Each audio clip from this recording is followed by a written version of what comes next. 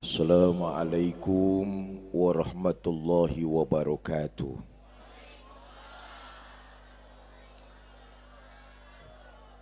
Alhamdulillah, salatu wassalamu ala rasulillah Sayyidina Muhammad ibn Abdullah wa ala alihi wa sahbihi wa mawala, amma ba'du. Yang mulia para ulama, para kiai, para ajangan, para asatiz dan asatizah, yang saya hormati para tokoh masyarakat, anggota dewan, orang tua kita Bapak Haji Jadid, panitia peringatan Maulid, ibu bapak saudara-saudara kaum muslimin yang saya cintai. Alhamdulillah, berkat izin dari Allah, malam ini kita dapat bertemu dan berkumpul. Mudah-mudahan pertemuan kita malam ini mendapat curahan rahmah dan berkah dari Allah Subhanahu wa taala. Mudah-mudahan yang kehujanan pahalanya lebih besar dari yang tidak kehujanan. Bapak Ibu, saudara-saudara, agar pembangunan berjalan dengan cepat, maka salah satu unsur yang harus ada adalah membangun moral dan membentuk akhlak. Segaranten bisa maju bukan karena perputaran ekonominya saja. Segaranten bisa jaya bukan karena ilmu pengetahuannya saja. Tapi segaranten bisa jaya, Jawa Barat bisa maju, Sukabumi bisa jaya, itu karena masyarakat yang ada di dalamnya memiliki moral dan akhlak mulia. Iya Bu, iya Bu, naon, teing lah. Manusia yang malam ini kita peringati kelahirannya, baginda kita Nabi besar Muhammad sallallahu alaihi wasallam. Beliau diutus ke alam dunia, innama bu'istu liutamima makarimal. Nabi diutus ke alam dunia untuk memperbaiki akhlak. Akhlak kepada siapa? Akhlak kepada Allah Subhanahu. Ayo kita lihat. Bapak Ibu saudara-saudara, Nabi diangkat jadi Rasul itu umurnya 40 tahun. Betul apa tidak? Dakwah di Mekah itu dilakukan Nabi mula-mula sembunyi-sembunyi. Dari rumah ke rumah, dari pintu ke pintu, dari orang ke orang. 3 tahun dakwah sembunyi-sembunyi, dapat pengikut nggak lebih, jumlahnya hanya 11 orang. Nggak digaji, nggak ada fasilitas, nggak dapat tunjangan beras. 3 tahun dakwah sembunyi-sembunyi, yang ngikut cuma 11 orang. Ayeuna, naon ayeuna itu? Sekarang calon bupati mana yang masih mau kampanye? Kalau 3 tahun kampanye, yang milih cuma 11 orang. Bubar. Betul? Bikin tim sukses, calon bupatinya nggak kepilih, timnya yang pada sukses. Hei, hei. 3 tahun dakwah Nabi sembunyi-sembunyi, dapat pengikut nggak lebih, jumlahnya 11 orang. Turun perintah, fasda bima tu'mar, Muhammad sampaikan ajaran Islam ini terbuka, nggak usah sembunyi-sembunyi lagi. Mulai Nabi menyampaikan Islam secara terbuka. Dikumpulkan pemuka-pemuka Quraisy di antara Safa dan Marwah.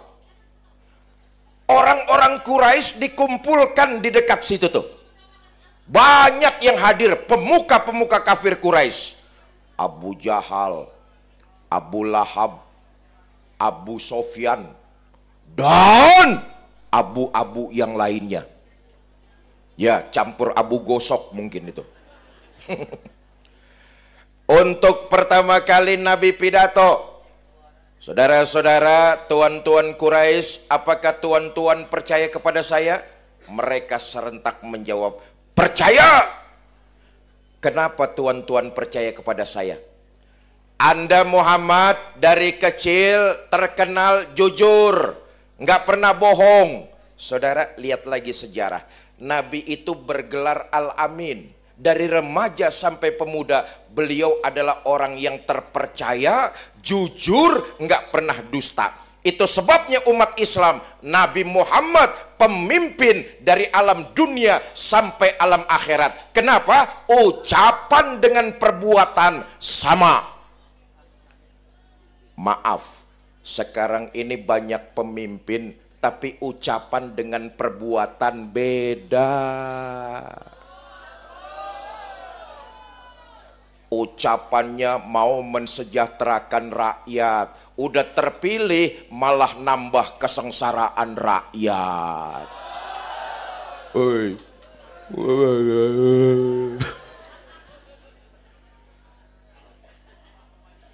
Anda Muhammad dari kecil kami kenal Al-Amin, jujur, nggak pernah dusta. Itu sebabnya kami percaya.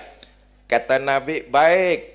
Kalau tuan-tuan percaya kepada saya, mulai saat ini saya serukan, ankizu anfusakum minan nar, jaga lindungi diri tuan-tuan dari siksa api neraka.